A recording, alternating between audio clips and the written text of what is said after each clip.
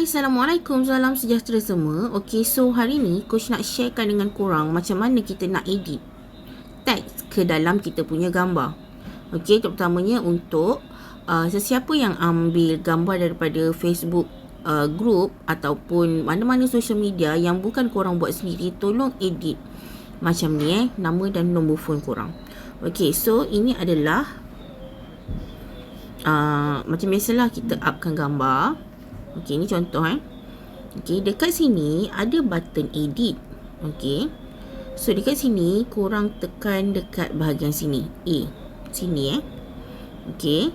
And then you tekan and then you type Kak Wani 0104598489. Okey. So kat sini you nak buat sebesar ini boleh, you nak buat besar lagi pun boleh.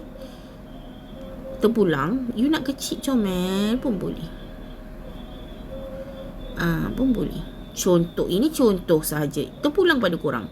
And then macam mana you nak tukar tulisan dia? Macam mana you nak tukar tulisan dia dekat bawah ni? Dekat sini. Dekat sini. You nak macam ni, you nak macam ni, terpulang. Okay, dia tak banyak lah pilihan. Cuma itu je. Okay, so itu sahaja.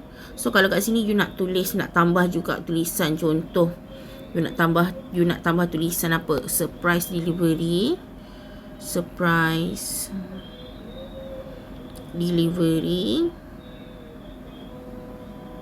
by contoh lah, ni contoh je, by Kak Wani. Contoh, ini contoh kan, contoh macam tu. Okay, letak kat tengah macam ni ke, besar-besar ke kan, you nak kecilkan sikit pun boleh.